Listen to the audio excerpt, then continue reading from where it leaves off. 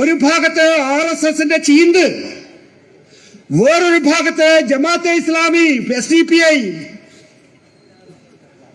അതുകൊണ്ടാണ് പാലക്കാട് നിയമസഭാ ഉപതെരഞ്ഞെടുപ്പിന്റെ പ്രചാരണ പ്രവർത്തനങ്ങളിലെത്തിയ സഖാവ് പിണറായി വിജയൻ പറഞ്ഞത് മുസ്ലിം ലീഗിനോട് ചാടിക്കടിച്ചിട്ട് കാര്യമില്ല. ജമാഅത്തെ ഇസ്ലാമിയുടെ തീവ്രവാദ ഭാഷ കരസ്ഥമാക്കാൻ മുസ്ലിം ലീഗ് ശ്രമിക്കരുത്. സാദിഖ് അലി തങ്ങൾക്കും അതിൽ പങ്കുണ്ട് എന്ന് പറഞ്ഞത് CPMന്റെ പോളിറ്റ് ബ്യൂറോ അംഗം പിണറായി വിജയനാണ്. ഉടനെ VD സതീശൻ ചാടി ഇറങ്ങാണ്. കെ സുധാകരനെ കുറിച്ച് പറഞ്ഞ ഒരു കുഴപ്പമില്ല, പക്ഷെ സാദിഖ് അലിയെ കുറിച്ച് പറഞ്ഞ VD സതീശന് പ്രശ്നമാണ്.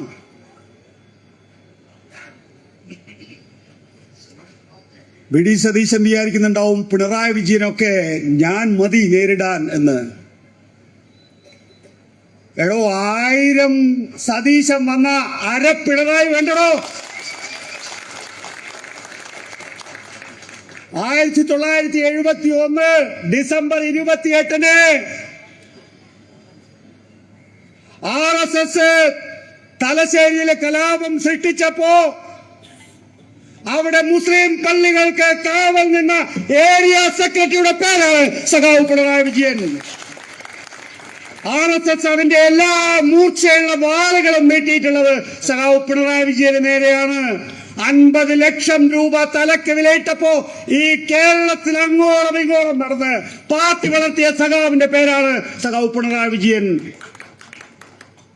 അടിയന്തരാവസ്ഥ VD സതീശൻ അറിയാമായിരിക്കുമല്ലോ. അടിയന്തരാവസ്ഥയിൽ പോലീസ് മർദ്ദനമേൽക്കാത്ത പിണറായി വിജയന്റെ ഒരു ശരീരഭാഗവും ഇല്ല എന്നറിയാൻ CPMന്റെ മുഖപത്രങ്ങൾ വായിക്കേണ്ട, കേരള നിയമസഭയിലെ രേഖകൾ വായിച്ചാൽ മതി. VD സതീശൻ ഈ പാർട്ടി അതിന്റെ എല്ലാ വിഭാഗീയമായിട്ടുള്ള ജീർണതയിലും എത്തിപ്പെട്ട ഘട്ടത്തിൽ ആ സംഘടനയെ ഒറ്റക്കെട്ടായി നയിച്ച് 2 തവണ അധികാരത്തിലേറിയ നേതാവിന്റെ പേരാണ് സഖാവ് പിണറായി വിജയൻ എന്ന് പറയുന്നത്. അവിടെയാ VD സതീശൻ ചെന്നിട്ട് ഉമ്മാക്കി കാട്ടി പിണറായി വിജയനെ പഠിപ്പിക്കും. സാദിഖ് അലിയെ പറഞ്ഞു വന്നു. 2004 ഞാനൊരു മാധ്യമ പ്രവർത്തകന്റെ റോള് സാധാരണഗതിയിൽ പൊതുസമ്മേളനങ്ങളിൽ എടുക്കാറില്ല, എന്നാൽ പറഞ്ഞു പോകാതിരിക്കാൻ നിർവാഹമില്ല. 2004 ഇന്ത്യ വിഷൻ ടെലിവിഷൻ ചാനൽ, നിങ്ങൾക്ക് ചെറുപ്പക്കാർക്ക് അറിയില്ല, കുറച്ച് സീനിയർ ആയിട്ടുള്ള ആളുകൾക്ക് അറിയാം. India vision television channel ice cream parlour case പുറത്തു കൊണ്ടുവന്നു. വലിയ പ്രക്ഷോഭ, ഭയങ്കര അടിയാണ്. ഇവിടെ തിരുവനന്തപുരം വിമാനത്താവളത്തില്, അതുപോലെ തന്നെ കോഴിക്കോട് വിമാനത്താവളത്തില്, കരിപ്പൂർ വിമാനത്താവളത്തിലൊക്കെ തന്നെയും ദേശീയ പതാക താഴ്ത്തിയിട്ട് മുസ്ലിം ലീഗിന്റെ പതാക കയറ്റാണ്. വലിയ പ്രക്ഷോഭമാണ് മുസ്ലിം ലീഗിന്റെ നേതൃത്വത്തില്. ആ ഘട്ടത്തില് PK കുഞ്ഞാലിക്കുട്ടിക്ക് നിൽക്കക്കള്ളിയില്ലാതായി. മുസ്ലിം ലീഗിന്റെ സംസ്ഥാന ജനറൽ സെക്രട്ടറി, വ്യവസായ മന്ത്രി PK കുഞ്ഞാലിക്കുട്ടിക്ക് നിൽക്കക്കള്ളിയില്ല. PK കുഞ്ഞാലിക്കുട്ടി സംസ്ഥാന ജനറൽ സെക്രട്ടറി പദം ഒഴിയുന്നു. PK കുഞ്ഞാലിക്കുട്ടി വ്യവസായ മന്ത്രി പദം രാജിവെക്കുന്നു. മുസ്ലിം ലീഗിലെ ഒരു പ്രബല വിഭാഗം, അഹമ്മദ്, മുഹമ്മദ് ബഷീർ, MK മുനീർ അടങ്ങുന്ന ഒരു പ്രബല വിഭാഗം PK കുഞ്ഞാലിക്കുട്ടിക്കെതിരെ തീരുന്നു. മുസ്ലിം ലീഗിന്റെ റാങ്ക് ആൻഡ് ഫയല് PK കുഞ്ഞാലിക്കുട്ടിക്കെതിരാകുന്നു. പക്ഷെ PK കുഞ്ഞാലിക്കുട്ടി എന്ത് ചെയ്തെന്നറിയോ? PK കുഞ്ഞാലിക്കുട്ടി സംസ്ഥാനത്തിന്റെ എല്ലാ ഭാഗങ്ങളിലും സ്വീകരണ യോഗങ്ങൾ സംഘടിപ്പിച്ചു. അപ്പൊ ഞാൻ അവിടെ കൊച്ചിയിലിരുന്നു കൊണ്ട് വിവിധ ബ്യൂറോകളിൽ വിളിച്ചു ചോദിക്കുന്നു, എങ്ങനെയുണ്ടോ സ്വീകരണ പരിപാടി? സാറേ, വണ്ടിയിൽ നിന്ന് നേരെ എടുത്ത് സ്റ്റേജിലെത്തുവാണ്. അത്രക്കാളാണ്, ഭയങ്കര ജനക്കൂട്ടാണ്, ഭയങ്കര മുദ്രാവാക്യം വിളിയാണ്. നമ്മളെ ഒന്നും കണ്ട അപ്പ അടിച്ചു ഓടിക്കും. ഇതാണെന്നില്ല. അന്വേഷിച്ചപ്പോ എന്താ, മുസ്ലിം ലീഗിന്റെ പകുതിയിലേറെ പിന്തുണ നഷ്ടപ്പെട്ടിട്ടുള്ള PK കുഞ്ഞാലിക്കുട്ടി അന്നത്തെ ഈ PFIയുടെ, അന്നത്തെ ഈ ജമാഅത്തെ ഇസ്ലാമിയുടെ രൂപമായിട്ടുള്ള NDF-ആയിട്ട് ചേർന്നിട്ട് ആളെ കൂട്ടി. പാർട്ടി എനിക്കില്ലെങ്കിലും സമുദായത്തിന്റെ പിന്തുണ തനിക്കുണ്ട് എന്ന് കാണിക്കുന്നതിന് വേണ്ടി വലിയ തോതിൽ കേരളത്തിന്റെ അങ്ങേയറ്റം മുതൽ ഇങ്ങേയറ്റം വരെ ആളെ കൂട്ടി. അന്ന് എനിക്ക് ഓർമ്മയുണ്ട്, അന്ന് മുസ്ലിം ലീഗിന്റെ സംസ്ഥാന അധ്യക്ഷനായിട്ടുള്ള പാണക്കാട് സയ്യിദ് മുഹമ്മദ് അലി ശിഹാബ് തങ്ങളോട് ഞാൻ ചോദിക്കുന്നു, എന്തുകൊണ്ടാണ് മുസ്ലിം ലീഗ് സ്വന്തം പാർട്ടി പരിപാടിയിലെ NDF-നെ പോലെ തീവ്ര മതമൗലിക സംഘടനകളെ ചേർക്കുന്നത്? നിങ്ങൾ എന്തിനാണ് അവരെ വെച്ച് ആളെ കൂട്ടുന്നത്? അപ്പോ പാണക്കാട് സയ്യിദ് മുഹമ്മദ് അലി ശിഹാബ് തങ്ങൾ പറഞ്ഞ മറുപടി എനിക്ക് ഇന്നും ഓർമ്മയുണ്ട്. അദ്ദേഹം പറയുന്നത്, ഞങ്ങൾ പ്രതിസന്ധിയിലായിരിക്കാം, പക്ഷേ ഈ തീവ്രവാദ ശക്തികളുമായി ഞങ്ങൾ കൂട്ടുചേരില്ല തന്നെ എന്ന് ഖണ്ഡിതമായി അർത്ഥശങ്കയ്ക്കിടയില്ലാത്ത വിധം വ്യക്തമാക്കുന്നു.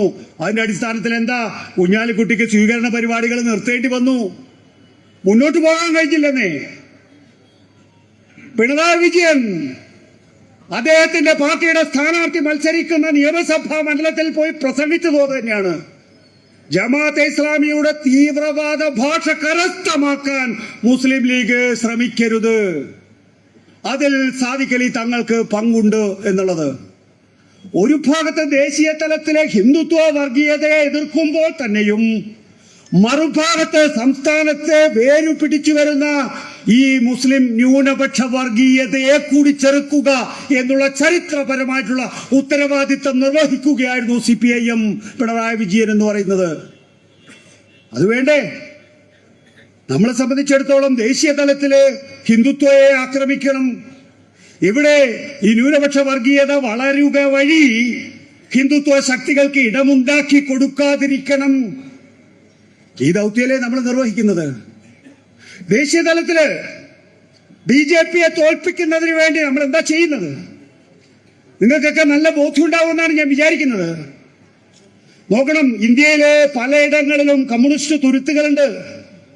ഇന്നും ഏതാണ്ട് 10, 150, 200 സീറ്റുകളില് CPM-നെ സംബന്ധിച്ചിടത്തോളം മത്സരിച്ചാൽ 1,00,000 വോട്ടുകൾക്ക് മീതെ കിട്ടും. പലയിടങ്ങളിലും വേണമെങ്കിൽ ജയിക്കാൻ വരെ സാധ്യതയുണ്ട്. പലയിടങ്ങളിലും അങ്ങനെ ഉണ്ടായിട്ടുണ്ട് മുൻകാലങ്ങളിൽ. പഴയ ശക്തി കേന്ദ്രങ്ങളിലൊക്കെ തന്നെ ഇപ്പോഴും കമ്മ്യൂണിസ്റ്റ് പാർട്ടി ഇല്ലാതായി പോയിട്ടില്ല. പക്ഷേ ഇന്ത്യ ബ്ലോക്ക് BJPയെ തോൽപ്പിക്കണം എന്ന ഒരൊറ്റ അജണ്ട മാത്രം മുൻനിർത്തി മത്സരിച്ച CPIM ആകെ മത്സരിച്ചത് 50 ചില്ലുവാനം സീറ്റുകളിൽ മാത്രമാണ് എന്ന് നിങ്ങൾക്ക് എല്ലാവർക്കും അറിയാം. നോക്കൂ, നമുക്ക് വോട്ട് കുറഞ്ഞാലും കുഴപ്പമില്ല, നമ്മുടെ ആകെ വോട്ട് ശതമാനം കുറഞ്ഞാലും കുഴപ്പമില്ല, ഇന്ത്യയിലെ BJPയെ തോൽപ്പിക്കണം. അതിനാവശ്യമായിട്ടുള്ള രാഷ്ട്രീയ തന്ത്രമാണ് 23-ാം പാർട്ടി കോൺഗ്രസ് കണ്ണൂരിൽ മുന്നോട്ട് വെച്ചിട്ടുള്ളത്. അതിന്റെ അടിസ്ഥാനത്തിലാണ് പാർട്ടി മുന്നോട്ട് പോയിട്ടുള്ളത്. കേരളത്തിൽ എങ്ങനെയാണ് UDF ഇടതുപക്ഷ ജനാധിപത്യ മുന്നണിയോട് പെരുമാറുന്നത് എന്നും നമുക്കറിയാം. ഈ കേരളത്തില് ഇടതുപക്ഷ ജനാധിപത്യ മുന്നണിയുടെ അതിശക്തമായിട്ടുള്ള ഇടങ്ങളിലായിട്ടുള്ള കേരളത്തിലെ വയനാട്ടിലാണ് രാഹുൽ ഗാന്ധി മത്സരിച്ചത്. രാഹുൽ ഗാന്ധി പോകുമ്പോഴേക്കും പ്രിയങ്ക ഗാന്ധി അവിടേക്ക് വരുന്നു. നമ്മുടെ ആലപ്പുഴയില് ഇന്ത്യൻ പാർലമെന്റിലെ ന്യൂനപക്ഷ വിഭാഗങ്ങളുടെ എണ്ണം കുറഞ്ഞു വരുന്ന ഘട്ടത്തില് നമ്മുടെ തീപ്പൊരിയായിരുന്നു AMAരിഫ്. ആ AMAരിഫ് മത്സരിക്കുന്ന ആലപ്പുഴയില് അവിടെ സംഘടനാ ജനറൽ സെക്രട്ടറി ആയിട്ടുള്ള KC വേണുഗോപാൽ വരുന്നു. KC വേണുഗോപാൽ വരുമ്പോ അവിടെ രാജസ്ഥാനില് ഒരു രാജ്യസഭാ സീറ്റ് BJPക്ക് കൊടുത്തുകൊണ്ടാണ് KC വേണുഗോപാൽ വരുന്നത്. പാലക്കാടുണ്ടായിരുന്ന ഷാഫി പറമ്പില് വടകരയിൽ വന്ന് മത്സരിച്ച് ശൈലജ ടീച്ചറെ തോപ്പിക്കുകയും ചെയ്യുന്നു. നമ്മൾ അങ്ങോട്ട് കൊടുക്കുന്നതല്ല നമുക്ക് ഇങ്ങോട്ട് കിട്ടുന്നത് എന്നറിയാം. എങ്കിൽ പോലും ഇന്നത്തെ രാജ്യത്തെ അവസ്ഥ, BJP വളർന്നു വരാൻ പാടില്ലാത്ത സാഹചര്യം, ഇതൊക്കെ കണക്കിലെടുത്തുകൊണ്ടാണ് CPM-നെ സംബന്ധിച്ചിടത്തോളം, ഇടതുപക്ഷത്തെ സംബന്ധിച്ചിടത്തോളം വർഗീയതയെ പൂർണ്ണമായും ഇല്ലായ്മ ചെയ്യുക എന്നുള്ള രാഷ്ട്രീയ നയത്തിന്റെ അടിസ്ഥാനത്തിൽ മുന്നോട്ട് പോയിക്കൊണ്ടിരിക്കുന്നത്.